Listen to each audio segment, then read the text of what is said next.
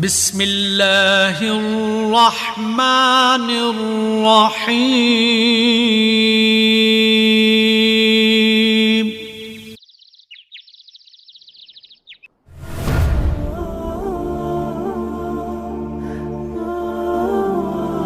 تو ایک دن گزرا، دوسرا دن گزرا، تیسرے دن مولوی طارق جمیل صاحب کا بیان تھا.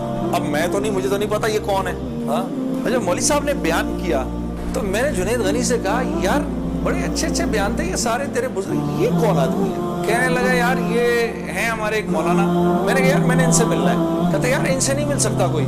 میں نے کہا بھائی میں اس ملک کے صدر سے بھی مل سکتا ہوں اور اس ملک کے پرائم منسٹر سے بھی مل سکتا ہوں، یہ مولوی سے ملنا کیا مشکل ہے. خیر جی ہم پورے مجمع میں سے نکلے دونوں، کرتے کرتے کرتے وہ پیچھے حضرات کے ٹینٹس لگے ہوئے تھے. کرنگی میں ہوا تھا یہ کراچی کا اجتماع. میں اور یہ بات کر رہا ہوں 1997 سپٹمبر 1997 3 سپٹمبر مجھے ابھی تک یاد ہے، میری سالگرہ تھی 3 سپٹمبر 1997. عمر بھی بتا دوں میری کیا ہو گئی تھی معلوم ہے سب آپ کو، سب کو پتہ چلے گا 50 سال کا تو ہو ہی گیا ہوں نا. اب کیا ڈرنا، جو 50 سال کا بندہ ہو جائے کیا عمر چھپایا. خیر تو میں جب ادھر پہنچا تو وہاں پر ایک لڑکا ایسے ڈنڈا لے کر کھڑا ہوا مولوی صاحب کے کمرے کے باہر. تو مجھے دیکھ کر وہ مسکرانے لگا. جنید بھائی آپ ادھر کیا کر رہے ہیں؟ اب مجھے 3 دن تو گزر گئے تھے. میں نے کہا کیوں بھائی میں کیوں نہیں آ سکتا ادھر، تو بڑا مسلمان ہے میرے سے. ہنسنے لگا. نہیں وہ میں نہیں کہہ رہا، میں آپ کو دیکھ کے تھوڑا حیران ہو گیا. کیا کام ہے؟ میں آپ کا بڑا فین ہوں. میں نے کہا اچھا. تو میں نے کہا کہ مجھے یہ جو تھے نا مولانا طارق جمیل ان سے ملنا ہے. کہ یار جنید بھائی ان سے تو ملنے کی کسی کو اجازت نہیں ہے. میں نے کہا تم جا کر بتاؤ تو صحیح کہ میں نے ملنا ہے. اچھا میں کچھ کرتا ہوں. خیر وہ اندر گیا، اس نے اندر جا کر کہا کہ آپ آئیں اندر. تو میرا دوست جنید غنی مجھے لے گیا. آپ یقین کرو میں نے مولوی طارق جمیل صاحب کو زندگی میں کبھی اکیلے بیٹھے نہیں دیکھا. وہ اللہ نے شاید اس دن ملوانا تھا یا بات کروانی تھی. اکیلے بیٹھے ہوئے تھے خیمے میں اپنے. جنید غنی نے جا کر اندر کہا مولانا میرا ایک دوست ہے جنید جمشید، وہ آپ سے ملنا چاہتا ہے. مولانا نے کہا کون جنید جمشید؟ میں باہر کھڑا حیران ہو گیا ان کو کیسے پتا میں کون ہوں. اندر بھیجو اس کو، اندر بھیجو. مجھے بلایا اندر اور جنید غنی کو کہا تم باہر جاؤ، تم باہر انتظار کرو. وہ باہر چلا گیا. یہ نوجوان جیسے بیٹھے ایسے جا کے میں مولوی صاحب کے سامنے بیٹھ گیا اور مجھے ایسے تیز نظروں سے انہوں نے دیکھنا شروع کر دیا. میں نے کہا آپ مجھے ایسے کیوں دیکھ رہے ہیں؟ کہتے ہیں میں تجھے نہیں دیکھ رہا، میں تو اللہ کی شان دیکھ رہا ہوں. میں نے کہا جی کیا مطلب؟ کہا تیرے بڑے بڑے بورڈ لگے ہیں فیصل آباد کے اندر، بڑے بڑے بورڈ لگے ہیں. میں اکثر ان بورڈز کو دیکھ کر کہتا تھا، مجھے بعد میں مولانا نے بتایا، میں ان کو بورڈز کو دیکھ کر کہتا تھا ہر ایک کو ہدایت مل سکتی ہے، اس کو نہیں مل سکتی. ہاں آج میں جب ادھر ایئرپورٹ آ رہا تھا تو ایئرپورٹ پہ تیرا بڑا سا بورڈ لگا ہوا تھا. ایسے ہی میرے دل میں آئی یا اللہ کیا یہ نہیں ہو سکتا کہ اس سے میری ملاقات ہو جائے اور تو میرے سامنے بیٹھا ہے، میں اللہ کی شان دیکھ رہا ہوں. تو میں نے کہا اچھا. کہنے لگے دل پاکستان تو نے گایا ہے؟ میں نے کہا جی. میں نے کہا آپ نے سنا ہے؟ کہا نہیں سنا تو نہیں، بسوں کے پیچھے لکھا دیکھا ہے. میں نے کہا چلو یہ کسی یوں پہنچا نہ پہنچا آئے تو صحیح برسر الزام ہی آئے. ہاں ہوٹوں پہ کبھی ان کے میرا نام ہی آئے تو صحیح برسر الزام ہی آئے. میں نے کہا چلو یوں نہیں تو یوں سے، تعارف یوں نہیں ہوا تو یوں ہو گیا، بسوں کے پیچھے تو لکھا دیکھ لیا. تو میں نے مولوی صاحب سے کہا مولانا میرا ایک سوال ہے. ایک پاکستانی نوجوان میری عمر کا جس نام شہرت کا تصور بھی نہیں کر سکتا، وہ سب کا سب میرے پاس موجود ہے، لیکن میں اندر سے خالی ہوں. لوگ اس بات کو نہیں جانتے. لوگ سمجھتے ہیں کہ میں بہت خوش ہوں، لیکن میں اندر سے بہت پریشان ہوں. بہت اضطراب ہے اور اس کی وجہ مجھے سمجھ نہیں آتی. فرمانے لگے تیرا مسئلہ یہ ہے کہ تجھے چوٹ لگی ہے سیدھے گھٹنے پر اور تو مرم لگا رہا ہے الٹے گھٹنے پر. میں نے کہا جی وہ کیسے؟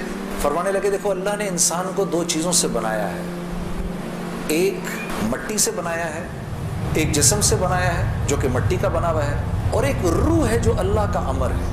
ٹھیک؟ تو جسم کیونکہ مٹی کا ہے اس لیے اللہ نے اس کی ہر ضرورت کو مٹی میں رکھا ہے. جو کھانا ہم کھاتے ہیں، جو کپڑے ہم پہنتے ہیں، جو پانی ہم پیتے ہیں، جن گھروں میں ہم رہتے ہیں، جو چیزیں ہم استعمال کرتے ہیں، یہ سب جسم کی ضرورت کی چیزیں ہیں. اور کیونکہ جسم مٹی کا ہے تو اللہ نے ان تمام ضرورتوں کو مٹی میں رکھا ہے۔ روح اللہ کا امر ہے، یہ آسمانوں سے آئی ہے تو اس کی خوراک بھی آسمانوں پر ہے، زمین میں نہیں ہے۔ پھر فرمانے لگے اگر میں تم کو سونے کے ایک محل میں بند کر دوں اور 4 دن کھانے کو نہ دوں تم کیا کرو گے؟ میں نے کہا ظاہر سی بات ہے میں چیخوں گا کہ مجھے کچھ کھانے کو دو۔ کہا بس یہی حال تیری روح کا ہے کہ تیرا جسم اچھے اچھے کپڑے پہنتا ہے، بڑی بڑی گاڑیاں چلاتا ہے، اچھے اچھے محلوں میں رہتا ہے اور تو اپنے آپ کو سیٹسفائی کرنا چاہتا ہے، لیکن اندر تیری روح جو ہے وہ بھوکی ہو کے جب چیختی ہے تو تیرے سر میں درد ہوتا ہے، تو اس روح کی بھوک کا بھی تو علاج کر۔ تو میں نے کہا اس کی خوراک کہاں ہے؟ کہا یہ آسمانوں سے آئی ہے تو اس کی خوراک بھی آسمانوں پر ہے، زمین میں نہیں ہے۔ اور دل کے سکون، چین اور اطمینان کا تعلق اس مٹی کے بنے ہوئے جسم سے نہیں ہے بلکہ اس آسمان سے آئی ہوئی روح سے ہے۔ تو میں نے کہا اس کی غذا کیا ہے؟ فرمانے لگے اس کی غذا اللہ کا کلام ہے، اللہ کے حکم ہے، اس کی غذا نبی کی زندگی ہے، نبی کے طریقے ہیں، نبی کی سنت ہے۔ وہ جب تک اس کو ملیں گے نہیں یہ بھوکی رہے گی، اور جب یہ بھوک کر چیخے گی تو پھر تم تو مسلمان ہو، تمہیں تو پتہ ہے، غیروں کو تو پتہ نہیں، وہ دماغ کی اس چیخ کو سلانے کے لیے کبھی شراب پیتے ہیں، کبھی نشے کرتے ہیں، لیکن یہ تو جب تک روح بھوکی ہے اس وقت تک اندر سے تم مضطرب رہو گے، سکون چین نہیں ملے گا۔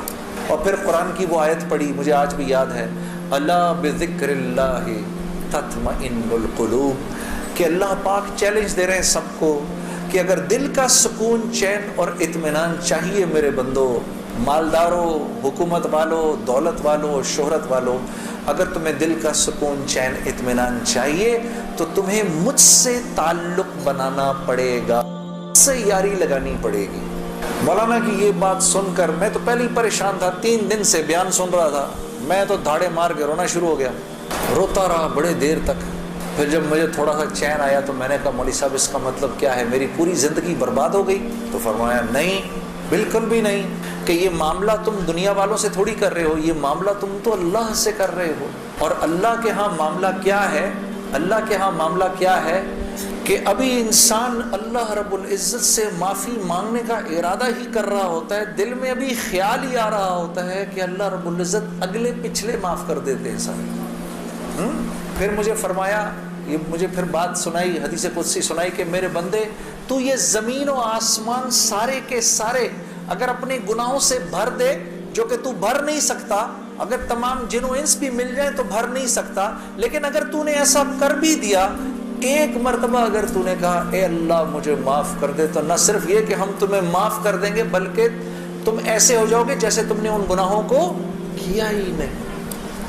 میں تو بے یقینی کی حالت میں مولانا کو دیکھنے لگا، میں نے کہا مولوی صاحب واقعی؟ کہا ہاں۔ پھر پوچھنے لگے کیا ارادہ ہے؟ اب میرا ارادہ میوزک چھوڑنے کا تو نہیں تھا کہ میں نے کہا ادھر آؤ، وہ کیا کہ نمازیں بخشوانے آئے، کیا روزے گلے پڑ گئے، لیکن گناہ بھی بخشوانے تھے۔ تو پھر مجھے کہنے لگے توبہ کرو گے؟ میں نے کہا مولوی صاحب کس چیز سے؟ کہا اپنی اس پچھلی زندگی سے۔ میں سوچ میں پڑ گیا، اچھا میں نے کہا جی میں توبہ کرتا ہوں۔ میں نے توبہ کی، یا اللہ میوزک چھوڑنے کا تو میرا کوئی موڈ نہیں، لیکن مولوی بھی اللہ جانے کیا کہہ رہے ہیں، لیکن اگر تجھے اس سے کوئی میرے لیے بہتر زندگی نظر آتی ہے تو تو مجھے اس زندگی پہ لگا دے کہ واقعی میں چاہتا ہوں کہ تجھے راضی کر سکوں، تجھے خوش کر سکوں۔ اے اللہ پچھلی پوری زندگی پر توبہ کرتا ہوں، اگلی زندگی تیرے حکموں پر چلنے کی کوشش کروں گا، اگر تو واقعی ایسا ہے جیسا یہ مولوی صاحب فرما رہے ہیں تو تو مجھے معاف کر دے۔ میں نے کہا توبہ کر لی۔ مولوی صاحب نے کہا اب کیسا محسوس کر رہے ہو؟ میں نے کہا جی بہت ہلکا۔ پھر میں نے کہا لیکن مولوی صاحب بات تو یہ ہے کہ اگر میرے پچھلے سارے معاف ہو گئے اور اس پر اللہ نے اگر جنت دی تو میری تو بہت ہی بڑی جنت ہوگی، آپ سے بھی بڑی۔ تو فرمانے لگے نہیں بیٹا اتنی جلدی نہ کرو، تمہیں وصول